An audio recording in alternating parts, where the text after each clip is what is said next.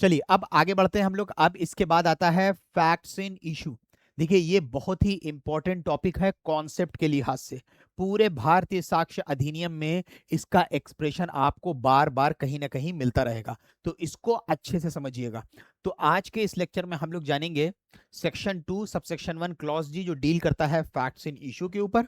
उसके साथ साथ हम लोग जानेंगे सेक्शन 2 सबसेक्शन 1 क्लॉज के, जो डील करता है रिलेवेंट के ऊपर। ठीक है, अब देखिए इसको हम आपको बहुत अच्छे तरीके से समझाएंगे। आप लोग थोड़ा ध्यान से देखिएगा और समझने की कोशिश करिएगा। बाकी जो आप लोगों के डाउट होंगे, आप अपने डाउट कमेंट्स के जरिए भी पूछ सकते हैं। और अब मेरा नंबर आपको पता ही होगा 8840961324, उसके ऊपर मैसेज डाल के भी पूछ सकते हैं। ठीक है, अब ध्यान से देखिएगा फैक्ट्स इन इशू को समझने के लिए। फैक्ट्स इन इशू को समझने के लिए हम लोग तीन चीजों को समझेंगे: फैक्ट, फैक्ट इन इशू और रिलेवेंट फैक्ट। ठीक है, अब देखिए एक एग्जांपल लेते हैं हम आपके सामने। यहां पे मान लीजिए ए को चार्ज किया जाता है बी के मर्डर के लिए। अब जब ए को चार्ज किया गया बी के मर्डर के लिए, ए का ट्रायल शुरू हुआ। अब ए के ऊपर जो चार्ज लगे हैं वो ये है कि ए ने बी का मर्डर किया है स्टैब करके, चाकू मार के। ठीक है, अब ये जो चाकू उसने मारा था, ये कहां मारा था?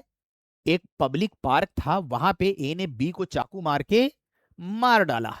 अब देखिएगा, अब यहां पे देखिएगा, अब यहां पे उस पार्क के अंदर बहुत सारे बच्चे खेल रहे थे, वहां पे बहुत सारी दुकानें थी।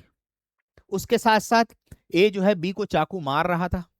उसके साथ साथ ए जो है चाकू हाथ में लिए भी था और मार भी रहा था।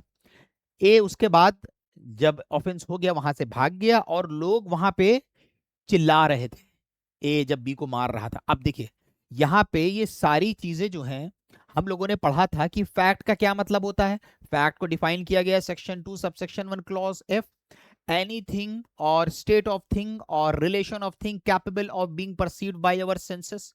अपने सेंसेस से जिन चीजों को हम परसीव कर सकते हैं वो फैक्ट है। और हर वो मेंटल स्टेट जिससे हम कॉन्शियस हैं। तो भाई जितनी चीजें उस पार्क में थी हम लोग सभी को देख सकते हैं।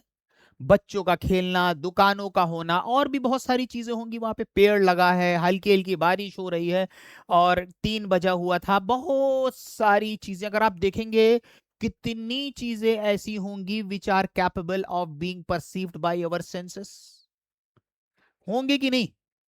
तो इसलिए वो फैक्ट की डिफिनेशन में आ गई। ठीक, अब आप अपने दिमाग से सोचिए कितनी सारी चीजें होंगी वहां पे।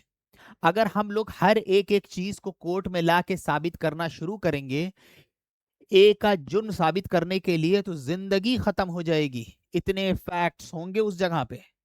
समझ आ गया अब आप लोगों को?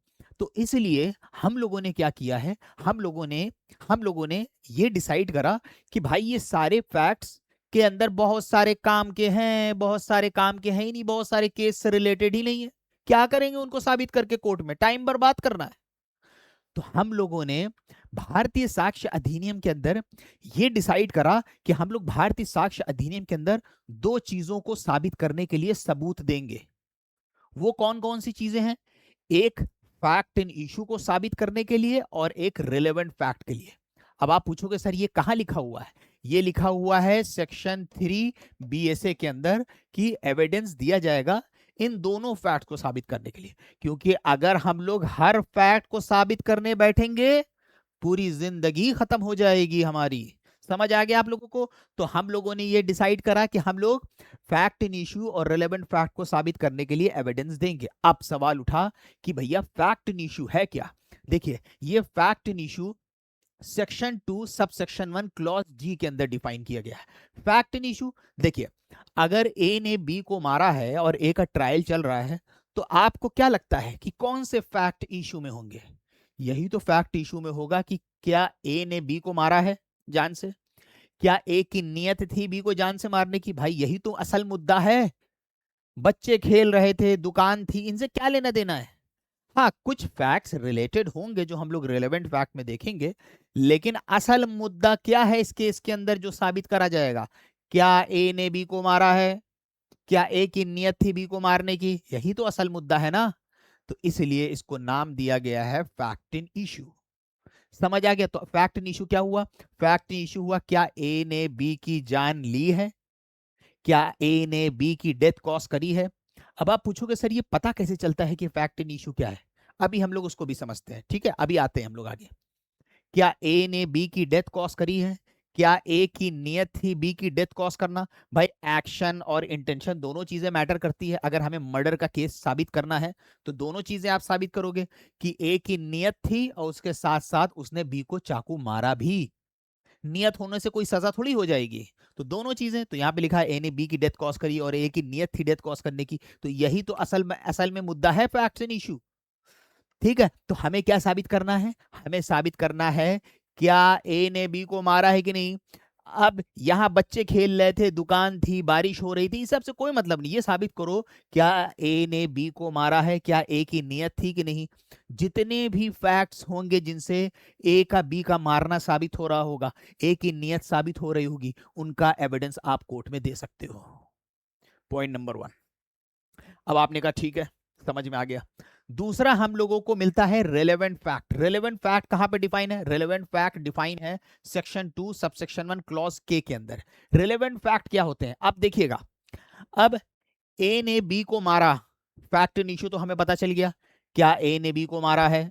मेन मुद्दा, केस का मेन मुद्दा क्या है? ए ने बी को मारा है, ए की नियत थी, ये मेन मुद्दा है। अब रेलेवेंट फैक्ट क्या होते हैं? लेकिन जब ए ने बी को मारा तो इस केस के अंदर बहुत सारे और भी फैक्ट्स थे जो क्राइम सीन पे हुए, जैसे ए का चाकू होल्ड करना, ए का मौके से भागना, लोगों का वहां पे चिल्लाना, ए क्या कर रहे हो, लोगों का उस जगह पे चिल्लाना। अब आप अपने दिमाग से सोचिए, क्या ए के हाथ में चाकू होने से ए का जुर्म साबित होता है? नहीं। क्या एक क्राइम के बाद भागा है, सिर्फ भागना, सिर्फ भागने के ऊपर सबूत आप देते हो, क्या इससे ए का जुर्म साबित होता है? नहीं। क्या लोगों का चिल्लाना ए मार देगा, क्या लोगों की इस बात से, उनके चिल्लाने से क्या ए का जुर्म साबित होता है? नहीं। जुर्म तो नहीं साबित हो रहा है, लेकिन आप देखिए कहीं ना कहीं फैक्ट एंड इशू से ये सब रिलेटेड है कि नहीं। चाकू लहराना, चाकू हाथ में होना, भागना, कहीं ना कहीं फैक्ट एंड इशू को सपोर्ट कर रहे हैं ये सारे फैक्ट्स। इन्हीं फैक्ट्स को जो अकेले एक ही गिल्ट को साबित नहीं कर रहे हैं, लेकिन मेन फैक्ट एंड इशू से जुड़े हुए हैं।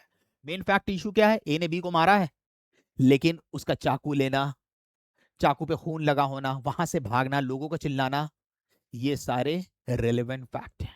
हम इनके ऊपर भी कोर्ट में एविडेंस दे सकते हैं। अब जैसे कि देखिए, वन डे बिफोर एक दिन पहले ए को देखा गया चाकू खरीदते हुए। अब ये फैक्ट क्या है? फैक्ट इन इशू से कनेक्टेड है। ए को देखा गया क्राइम सीन पे, ये भी फैक्ट इन इशू से कनेक्टेड है। ए को भागते हुए देखा गया ऑफेंस के बाद, ये भी फैक्ट इन इशू से कनेक्टेड है। अब आप कहोगे सर ऐसे कैसे पता चलेगा कि कौन कौन से फैक्ट किसी केस के अंदर रिलेवेंट है? बहुत सही सवाल होगा आपका। तो ये कैसे पता चलेगा? ये एक्चुअली में पता चलेगा हम लोगों को चैप्टर चैप्टर 2, ये हम लोग को पता चलेगा चैप्टर 2 ऑफ बीएसए से। तो जो चैप्टर 2 है, बीएसए का चैप्टर 2 है, उसके अंदर बताया गया है कि किसी केस के अंदर कौन कौन से फैक्ट्स जो होते हैं वो रेलेवेंट होते हैं। ये पूरे चैप्टर 2 के अंदर आपको एक लंबी लिस्ट मिल जाएगी, अलग अलग बताई गई है। Motive, preparation, conduct, plea of alibi, res gestae, ये सब आपको चैप्टर 2 के अंदर मिल जाएगी। तो अब आपको यहां पे समझ में आ गया, फैक्ट के अंदर सारी की सारी चीज आ गई घटना के अंदर, क्योंकि फैक्ट का मतलब हर वो चीज which are capable of being perceived by our senses. लेकिन कोर्ट में असल में साबित क्या करना है? वो साबित करना है fact in issue. Fact in issue क्या है? मर्डर के केस में क्या ए ने बी को मारा है, क्या ए की नियत थी? Fact in issue. अब क्योंकि क्योंकि बहुत सारे, एक इंसान अगर मर्डर करता है इसके अलावा भी तो बहुत से एक्ट करता है, भागना, चिल्लाना, चाकू लेके भागना, उसके कपड़े पे खून लगा होना, प्रेपरेशन करना, दौड़ाना, मारने की धमकी देना, कोई लेन देन मोटिव होगा, उनको कहा जाता है रेलेवेंट फैक्ट। ठीक है, चलिए आगे बढ़ते हैं। अब देखिए, अब यहां पे समझिएगा, अब यहां पे हम लोग को क्या समझ में आया? एक बात हमें यह समझ में आ गई कि फैक्ट इन इशू जो होता है वो केस का असल मुद्दा होता है। अब ये हम पता कैसे करेंगे कि फैक्ट इन इशू क्या है, कैसे पता करेंगे? देखिए, सबसे पहली चीज, फैक्ट इन इशू जो होगा वो वही चीज होगा, वो एक डिस्प्यूटेड फैक्ट्स होंगे पार्टीज के बीच में, यानी दो पार्टीज जैसे अक्यूज्ड और प्रोसिक्यूशन के बीच में जो डिस्प्यूटेड फैक्ट्स होंगे वही फैक्ट्स इन इशू होते हैं। अब लेकिन यहां पे ध्यान रखिएगा, जस्ट बिकॉज कि किसी फैक्ट को लेके पार्टीज के बीच में डिस्प्यूट है वो फैक्ट इन इशू नहीं बन जाएगा। जस्ट बिकॉज कि किसी फैक्ट को लेके पार्टीज के बीच में डिस्प्यूट है वो फैक्ट इन इशू नहीं बन जाएगा। क्यों? वो फैक्ट इन इशू तभी बनेगा जब डिस्प्यूटेड होने के साथ साथ उसके ऊपर कोर्ट का पूरा केस डिपेंड होता हो। यानी सारे तरीके के फैक्ट्स के झगड़े जो हैं वो फैक्ट्स इन इशू नहीं बन जाएंगे, वो फैक्ट्स एंड इशू तभी बनेंगे कि वो ऐसा मुद्दा होना चाहिए जिसके ऊपर कोर्ट का पूरा फैसला डिपेंड हो। अब जैसे देखिए यहां पे हम लोगों ने फैक्ट्स एंड इशू निकाला था कि क्या ए ने बी को मारा है, क्या ए की नियत थी बी को मारने की। अब देखिए, अब ये फैक्ट्स ए और बी के बीच में, फॉर एग्जांपल बी जो है यहाँ पे विक्टिम है तो यहाँ पे प्रोसिक्यूशन हो गया, ए यहाँ पे अक्यूज डिफेंस हो गया। तो इनके बीच में, प्रोसिक्यूशन और डिफेंस के बीच में जो जो डिस्प्यूटेड फैक्ट्स है वो क्या है कि ए ने बी को मारा है कि नहीं मारा है। ठीक, एक पहली शर्त पूरी हो गई। दूसरी शर्त थी कि वो ऐसा डिस्प्यूटेड फैक्ट्स होने चाहिए जिसके ऊपर केस का पूरा जजमेंट डिपेंड करता हो, पूरा केस डिपेंड करता हो। तो देखिए पूरा केस इसी चीज के ऊपर डिपेंड कर रहा है कि नहीं, मर्डर के ट्रायल के अंदर पूरा केस इसी सवाल पे डिपेंड है कि नहीं कि ए ने बी को मारा है या ए की नियत थी बी को मारने की। इसी के ऊपर तो पूरा जजमेंट, पूरा कोर्ट का केस बेस है। अगर इसके ऊपर फैसला आ जाएगा तो केस डिसाइड हो जाएगा कि नहीं। तो इसलिए ये फैक्ट इन इशू होगा। तो आपको समझ में आ गया। तो फैक्ट इन इशू के लिए दो चीजें बहुत अहम है, एक पार्टीज के बीच में कोई डिस्प्यूटेड फैक्ट्स होने चाहिए और वो डिस्प्यूटेड फैक्ट्स ऐसे होने चाहिए कि कोर्ट अगर उस पर फैसला डिसाइड कर दे तो पूरा केस डिसाइड हो जाएगा।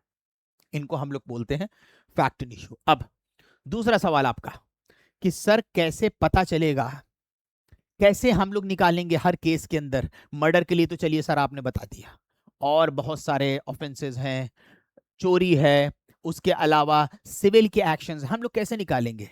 ये पता चलता है सब्सटैंटिव लॉस से। सब्सटैंटिव लॉस से जैसे कि बीएनएस से।